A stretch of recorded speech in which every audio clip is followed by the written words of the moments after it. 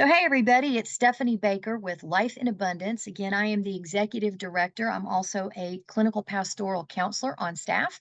And we just want to remind everybody of the reason that we are doing these episodes. Part of why we do this is to bring you information that you may find helpful, be it in functional medicine or nutrition, be it with counseling topics that you may have been kind of scared to explore, or you've heard things and you didn't understand what certain terms meant. Maybe you're considering going to counseling and you haven't made that choice yet. So we will be bringing you interviews just like today with other counselors, not just counselors from Life in Abundance, but counselors in the area. And we'll be talking about topics that are pertinent to a lot of different people. We'll also be highlighting, as we've done already in some of the episodes, ministries that are in the area that have resources that they're offering that are fantastic, and you may not have heard about them. So that's one of the things that we're doing. Now, Life in Abundance is a 501c3 nonprofit. We are here to bring the opportunity into the community for biblical counseling. We work with men, women, and children. And so we are grateful to be able to do that. We believe that in doing that, we are helping strengthening we're helping strengthen families, and also by doing that we're strengthening the community. But we're not the only ones that are doing that here. And so on that note, I have brought somebody in today that you are going to find hugely interesting. I know I do. She is super at what she does. We do referrals her way quite a bit for various things. But today she's going to be talking with us. Her name is Angel Henning. She's a licensed professional counselor. She has her master's degree from Liberty in professional counseling. She's also what is known as a trust-based relational intervention practitioner. She received her training through the Karen Purvis Institute for Child Development in Texas. And so the other part about Angel is she was part of the Life in Abundance team for several years. We loved having her. We miss her, and we watch from a distance at all God is doing through her and all of the places that He's taken her since she was with us. And that's part of what's led us to ask her to come and be part of our episode here today, because I think what she has to offer families, specifically in the adoptive and foster arenas, is just, it's got so much value to it. I really want to hear everything she has to say, and I want you to hear everything she has to say today. One thing before we start that I need to also say that I almost forgot to do as a little bit of a legal disclaimer. I am what is known as a clinical pastoral counselor. My license is not held through the state of South Carolina. I've received that title through the National Christian Counselors Association. And so we just want to be very clear with that. Angel, however, is a licensed professional counselor, and she is licensed through the state of South Carolina. Without further ado, welcome, Angel. It's great to see you. Thank you so much for taking time out of your schedule, and you're actually in between clients today. So thank you for taking the time to do that. I saw a little kitty cat there in the background a minute Oh ago. yeah, So pretty. you might see two cats. They're sisters and they look exactly alike. So, but Awesome. I love I'm, it. I'm in their territory right now. So, Boy, that's the truth, isn't it? Like, I mean, I've got three dogs and the house is theirs. It belongs to them. But anyway, so Angel, tell us a little bit. I know that you are working with also not just your private practice, Wellspring, but you're also involved with another nonprofit organization called Known and Loved. Tell us a little bit first about Known and Loved. I got the privilege of watching God move you in that direction. But tell the audience how that sort of happened for you and what they do. sure. Well, I got connected with Known and Loved because, DNTBRI working with adopted and foster families. If I'm serving a client 1 hour a week, there needs to be more because there's a lot of big emotions in a family with adopted and foster families, and sometimes significant complex trauma that we're overcoming. And I know that more in the community uh, involvement in these families' lives is better. So I wanted to partner with someone else that was also doing TBRI, and that's when I found Known and Loved. They were just starting. And so Known and Loved, it's not quite a nonprofit yet. Right now, they are a charitable donation organization with fiscal sponsors, Fellowship Greenville. is their Gotcha. fiscal sponsors while we're getting our 501(c)(3). And the founding sponsors are Tribe for 513, which includes Parkside Pediatrics, Brio Internal Medicine, and Parkside OBGYN. So they helped launch this into existence, and Fellowship Greenville's keeping us going Awesome. along with our clients. And so Kristen Rich, she's the director of Known and Loved, and she worked in Parkside Pediatric had a behavioral health part to their services, and she was there seeing the big need and wanted so much to bring Jesus up front and center into that. And you can't always do that in a health Oh, setting. So in a ministry, there's more opportunity for that than in a business. So yeah, so this was launched, and I heard that she was starting a camp. I have years of experience doing TBRI camps in Texas. So I just got connected with her and knew that God was moving me in that direction. And we've been working together for a couple years now. that's wonderful. And so, as you're using the abbreviation TBRI, I want to remind our listeners that that stands for Trust-Based Relational Intervention, and the skill set that goes with that, which you'll be talking about here in just a few minutes. So that's wonderful. And outside of the camp, what else are you involved in with Known and Loved? You're what's Sure. known as an educator there in the Yes. organization. Yes. I'm an educator. I do all of my therapy and counseling just one-on-one in my private practice. But education, support groups, camp, we do all of that together through Known and Loved. So the types of things that Known and Loved is doing, in addition to the camps, just so you know, there's two camps in the summer. There's one for elementary school aged kids, and then there's one for teenagers. Gotcha. And so that's all adopted kids, TBRI trained buddies interacting in that. We have an occupational therapist on our team that helps with some of the um, uh, physical needs of the kids. Um, and other types of groups that we do outside of that are, for instance, I'm doing a support group that starts next week. It's practicing TBRI. Another word for it is, I think my church is actually the one that asked us to do it this time, and they're calling it um, battling big emotions with kids in a big world, right? So like it doesn't have to be adopted and foster kids. It can be our own kiddos who are, having difficulty regulating their emotions, and parents wanting to know, how can I best support and empower my kiddo through this? And so that's a 5-week class. Practicing TBRI is something we do for churches. We do it for families throughout the year at different times. Another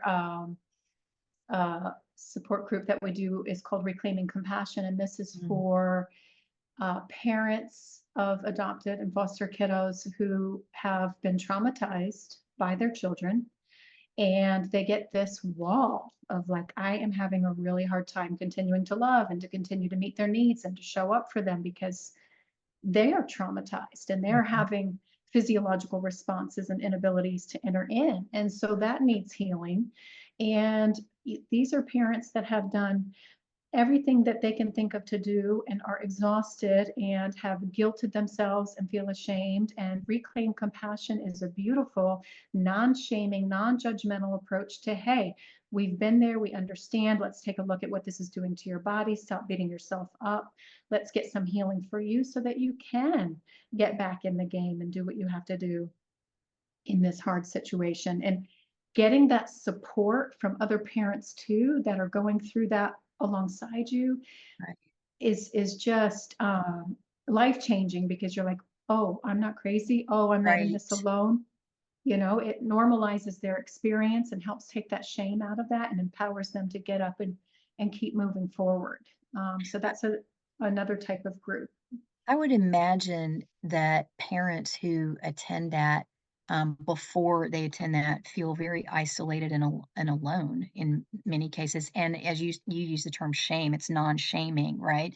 But I'm guessing that and push back if I'm wrong on this. You're I right. would be guessing that parents would be like, what am I doing wrong? What have I not done? I wasn't cut out for this, and all of the lies that the enemy wants to use in that moment. Um, Right. Did I hear God correctly? Was I right. supposed to do this? Yes. Yeah, all of those things. It is isolating. And that, again, that was one of our vision, Kristen and I, is we are one person, but if we can spread this through the community, then we are building a network of support, and a whole community can be changed, one family at a time. Right. Strengthening families. I love it. I love it. Mhm. I would also guess that this can impact, if not if a couple is not receiving help in this, it can impact a marriage negatively pretty quick. Oh, very common. Yeah. Very commonly happens that the parents can be at odds with each other. If there's biological children in the home, there's tension between them. Mm. Really, this is a whole family focus. It's a whole child and a whole family focus of let's meet the needs of the whole family unit. Right. Mhm. I'm so glad that you guys are in existence. Tell me more about, tell the audience more about TBRI in general. Like, what led you to that? You've been doing this for a while now, specifically with that. I know, having worked with you, that that is a true passion. That is a calling in your life. That's not just part of your training. That is a calling for you. Tell me how that started for you and what that's like, because I know that a lot of our audience has never heard of that before, so they don't understand what modality that actually is. Sure, sure. Well, I kind of fell into it accidentally, and I thank God for it. Not accidentally on probably his part, but Right. I thought I'd just work with women my whole life, and that would be my focus. And I was in Texas. I was working at a crisis pregnancy center at the time, and the director of that pregnancy center, she had 9 adopted children, and she found out about TBRI and said, I found out about it 10 years too late. Where were you guys 10 years ago? Mm, This would have been life changing for my family. But then she was on mission and passionate of spreading that throughout the community. And one day she just, I was not interested. I wasn't interested in working with children. And she was like, Angel, I know you're crafty and I know you like to do service oriented things with your daughter. Why don't you come and just lead the arts and crafts part of our TBRI camp that we're doing? And she had a way of pulling people into things. And I went, and I started watching the dynamics and watching all these kids and hearing some of the stories of what they've been through, and got on their level, and working with them. I say on their level, I'm talking like sitting in a kindergarten chair and right, right, coloring. right. um, and it got my heart, and I realized I can do this, and this is really significant. It just got my heart. I felt totally just unqualified and out of my league. But she kept pulling me in more and more. First it's arts and crafts, then it's a movement group. Then she's like, hey, come to the training with me. So before you knew it, I was a TBRI practitioner. And then I was, on staff there and working with families. When I was in Texas, it started with the camp, and we started with a summer camp. Then we started with a year-round camp that we did weekly, like once a week instead of every day in a week during the summer. Then it turned into doing it in therapy, family therapy. And then I went back and got training to be a TBRI practitioner in the classroom. So then I went into a school and started doing TBRI type skills, specifically, emotional regulation, um, in for some kids who were struggling with that sort of thing. So I would go in once a week at schools and do that. So you can have training to do it in camps, in therapy. It's not just for therapists. In the classroom, there's teachers trained in TBRI. There's occupational therapists that are trained in TBRI. There's a school in Texas that the principal down to the bus driver, everybody on staff is TBRI trained, and they Wow. were able to see that their behavioral problems that were written up every week went down drastically, Wow. drastically. So Yeah, TBRI was founded in 1999 by Dr. Karen Purvis and David Cross, Dr. David Cross. It's an evidence-based practice. There's been research and theory and experience to, back this up. It's developmentally respectful, meeting the children at their developmental age. Um, and if you've I had the privilege to meet Dr. Karen Purvis in my training. She had died of cancer Wow. since then, but I had the Mhm. privilege to meet her. She was a foster mom for 10 years. And Wow. so this theory, this approach, TBRI, came out of her love of her foster children. Wow. And, pairing her practicum and her psychology training all together, then this was founded in 1999. Wow. Okay. So let's go a little deeper with that. I love that it takes into account the developmental age of whomever you're working with. And so the age group that if you had to pick the age group that you see the biggest impact in, what would that be? Or and I don't even know if you can answer that. Well, yeah, I don't know if I can either. Well, okay, well, let me start with TBRI is good at all ages because when you look at it, it's based on attachment theory Okay. and neuroscience. Okay, and in attachment theory, what we're aiming for is a secure attachment. Mhm. Okay, all the evidence shows in attachment theory is older than TBRI, right? So several decades older than TBRI.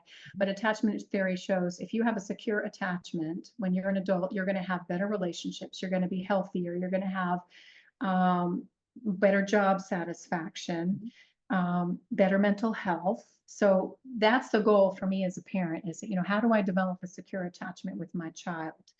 Um, and so that starts at birth, right? But because of neuroscience, that we all talk about ages 0 to 3 and how important and critical that is for our development with our attachment styles and and just our trajectory for health and well-being in general. 0 to 3 is critical, right? Mhm. But attachment theory is constantly. I mean, our attachment style is constantly evolving. Mhm. Neuroscience shows that our brain is continuing to be rewired.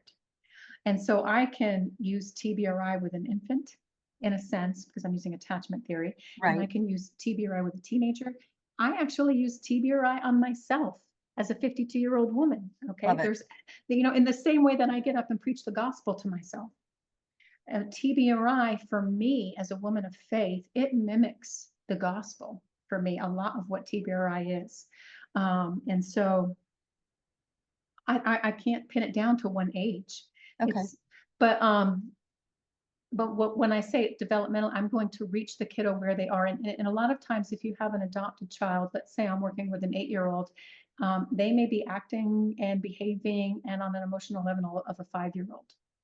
I'm going to meet the child at the age level that they seem to be performing at and behaving at and work towards getting them on a trajectory of good mental health Mhm. from where they're at. Does that make sense? Yeah, absolutely. And I love that you were talking about attachment theory and neuroscience. Basically, the good news is if we have anything outside of the secure attachment, our brains can change. We're not stuck Yes. with the attachment that we've developed. That can change. And there are Yes. plenty of adults that can utilize could utilize that to be healthier. Love that. So I'm curious if you had to think back over the years, one of the cases or clients that you've worked with where you saw this just hugely impactful. Obviously, you can't reveal names or anything like that. We're not asking that, but sort of give for the parents that are listening, give a synopsis of that situation and how you were able to work with the child and the parents because you're not just working with the child, you're working with the parents. That's the thing that was just hugely impactful when I was watching when you were here at Life in Abundance. You were teaching parents how to do this. So Yes. if you have to think back and like one of the most impactful client situations that you've worked with, would you give us kind of a just a synopsis and overview of how this actually impacted not just the child's life but the family's life? Yes. Okay. So, yeah, what you said about the parents, I just want to say that's so essential. Hmm. That, and I Absolutely. don't, and I'm not going to work with the child unless I get to work with the parent. Okay. I Right. want to work with the parent because 1 hour a week is not going to change their life. I'd love to say I'm that good, but I'm not. The reality is parent and child get in a dance, and parent cannot see their own part in the dance without an objective observer to come in and help them, myself included. I'm not afraid to get a therapist to step in between me and my child and say, show me what I can't see. Right. Okay. Right. And so it's absolutely essential because what I'm doing in 1 hour, I need them to do, and not perfectly and not all the time. Karen Purvis says 30%. If you can do it 30% of the time, you're going to get good results from it, right? So that's really essential. And so when I think about, a significant case where I've seen good results, I'm hesitant to give too many results because Right. this is going to be broadcast and I don't want Right. anybody's to feel like betrayed that their stuff was Right. broadcast, Right. right? So to share minimum details, take a situation where the caregivers fear for their lives. Mm, I can't trust that this kid isn't going to harm me, mhm, and I fear for my life. mhm. And you take that situation where anything that could potentially be dangerous is hidden and has to be taken away, Right. um, and working together over a period of time, parents, parents, child, and now at the point where this family is doing great. The kiddo is doing great. There was so much tension between husband and wife because of um, you're doing it this way, you're doing it that way, you're not doing it right, you're doing, like a lot of blame and shame and Mhm, frustration. mhm. And this family was so committed and so invested, and they came every week, and the kiddo came every week. So they were seeing me twice a week, Wow. and they're not afraid anymore. They're not afraid, and this kiddo is doing great, and they're doing great, and they stay in touch with me. And you know, I praise God for that. That's one story. Mhm. And I'll tell you, you know, most people cannot afford to come to therapy twice a week, right? Right. This was Right. when I was taking it. Okay. Um, and so this is another reason why I joined TBRI, because under the charitable donation, there can be sponsorship for these families. Whereas in private practice, Right. I'm not taking your insurance anymore. But what's in your best interest is to come more often. Yes. And so that's one situation. And Mhm. there's more of them like that, but that's just one. Okay.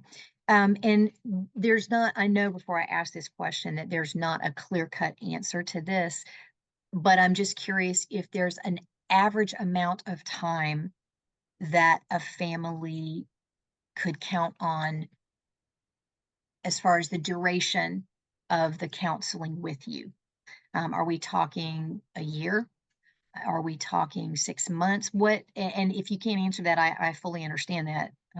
But if in case there's somebody listening to this going, "I can't afford this, like, what is this really gonna entail? How much of my time I've gotta work?" Right. That kinda Right. stuff. Yeah, and it is case by case too, because every family is unique.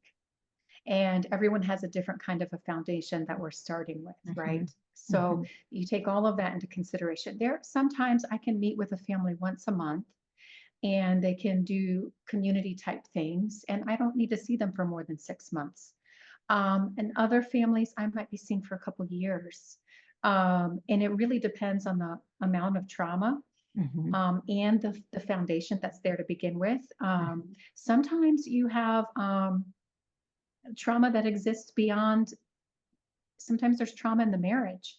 Yes. Sometimes you have a single parent that's doing it all by themselves. Um, so it's a case by case situation. Yeah, That's not one that I can give like a cookie cutter answer to, because yeah. it's a case by case situation. Okay. So, in the midst of a situation where a family comes to you and the parents are struggling in their marriage, do you ever refer them to marriage counseling while you are working with the child and them with TBRI? Yes, Okay. Okay. yes. If yes, so I'm going to have them working with me. Sometimes some of that will get, ironed out a little bit, but that's not going to be the focus. So yes, I'll say you guys need to have your own couples counselor. Um, and even if I'm working with them from a parenting point of view, sometimes I still say to the parent, you need to have your own therapist to deal with your own stuff outside of this, because we're focusing Yeah. on how you're working with the child, but you've got a lot of other stuff to unpack, Mhm. and that needs to be done with somebody else. I Yes. could see that because their response to the trauma that they're actually in, and it is trauma for many of them, is going to come from whatever style they've developed over the years. That makes a lot of sense. So, what happens when there are other siblings that are involved? They may not be the adoptive. They may not be an adoptive or foster sibling, but what happens with that? What happens to those kids in the process when the attention is focused on one? How does I'm that work? so I'm so glad you asked that. That's so important. And again, that's another group. There's more groups. I haven't been able to mention them all, but they're all on the website. But Okay. one of the groups that we do is a support group for the siblings of adopted children, because a lot of times they feel like their voice is missing and they need a place for their voice. When I'm doing TBRI with a family, I do the whole family. And I don't want the adopted child the focus. I want the whole family involved. And when I'm doing TBRI with the adopted kid, I'm also doing TBRI with the biological kid. I'm also using TBRI with the parents. When I give a tool to use, if you will, in the home, Mhm. I give that tool to the whole family. Okay, so we don't want to single the kid out and think, well, it's all about me or something's wrong Right, with me. right. And we don't want the biological children to think that, well, I don't really matter, or I don't have a voice. No, it needs to be universal in that family. Okay. I love that. I love that. And if you decide, if you're looking at the situation and you decide that the other children um, need their own, do you, first off, let me phrase it as a question. Do you ever decide that any of the other children need their own individual counselor? I'm trying to think of a case where I've done that. Um,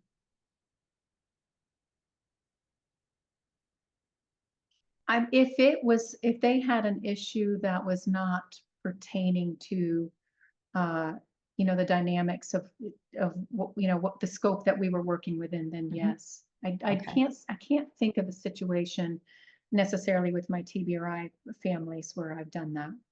Okay, okay. But if that were necessary on any level, you have people that you refer out to. You have Oh, a yes, strong actually, network. I just thought of one. Yes, I Okay. do. Hmm. Okay. All right. Yes. Very good. Very good.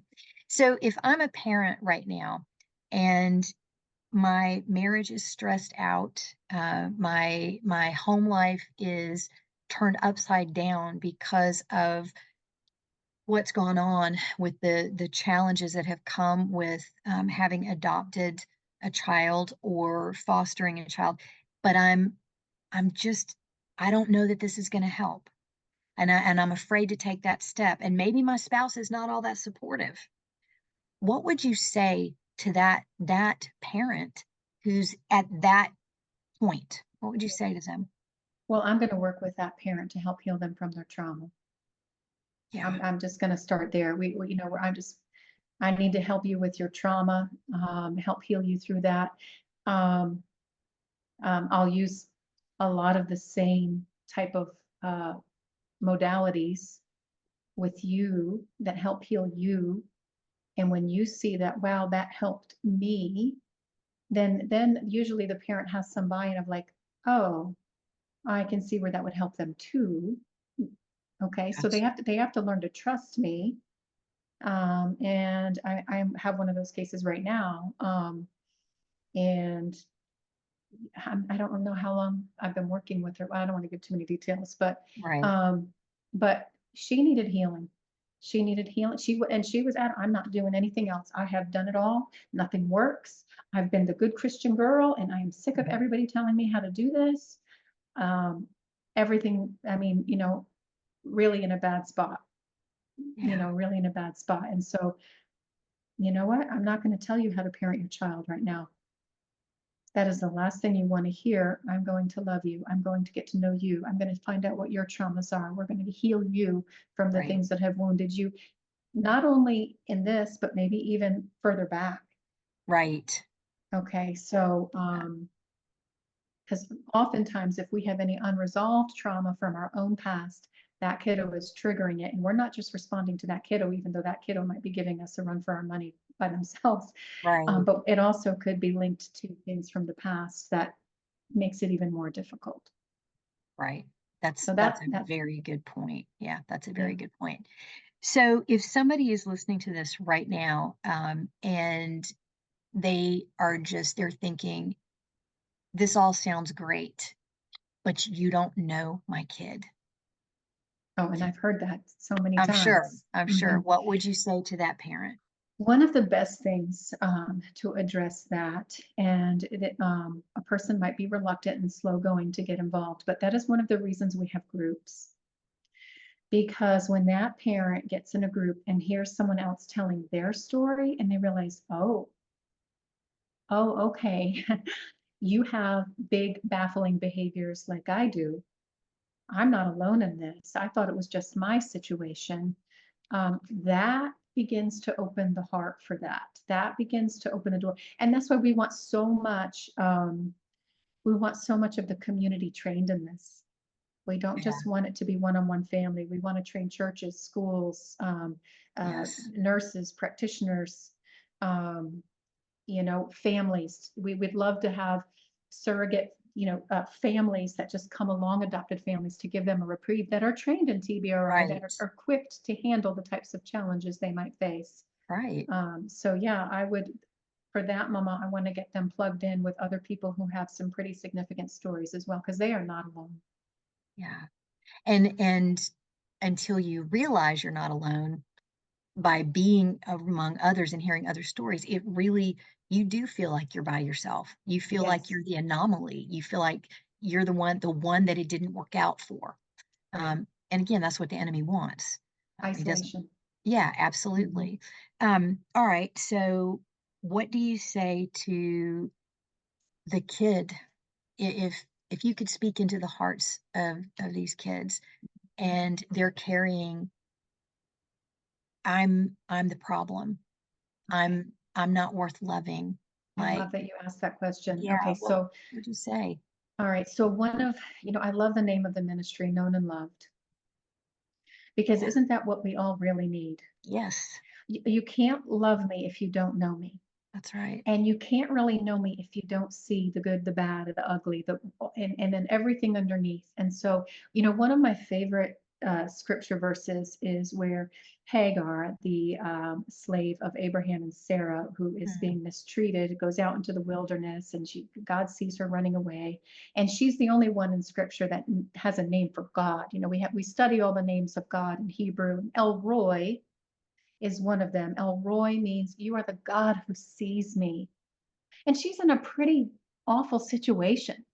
Right. She's in an awful situation. And God's words to her, seeing her, loving her, saying, I've got you, I'm going to take care of you, empowers her to enter back into that rough situation. But she is known and loved in that place. She is seen. And so to these precious kiddos who did not choose Right. they didn't choose whatever DNA or genetics they get. They didn't choose to not be in their family of origin usually, right? They didn't Right. choose any abuse or trauma that they suffered. They didn't choose their adopted families. Right. Um, and it's hard. Of the things that they've been through are hard. The questions that they ask are hard. So what I would say to them is, you are beautiful. You are fearfully and wonderfully made. Yeah, you might have some big behaviors sometimes that you don't like about yourself or that others don't like about you, but that's not who you are. You are more than that. And we see you, we love you, we're going to help you with this. That's what I would say to that Love that. person. I mean, Love that's what I want to hear when I'm Yes. ugly, when I have bad behaviors, or when I'm, I want God, look into my heart and say, Angel, I see why you're doing this. I see the need you're trying to meet, because that's important. All dysfunctional behavior is trying to meet a legitimate need. So Yeah. what is that need and how can I meet it? I That's love my that. Heavenly Father. I love that. I love And that that. that changes me. That heals me Yes. and empowers me to move forward in His grace and in His love. And I want to give that same sort of empowerment to these kiddos. I love that you're using the term empowerment because um, it's the opposite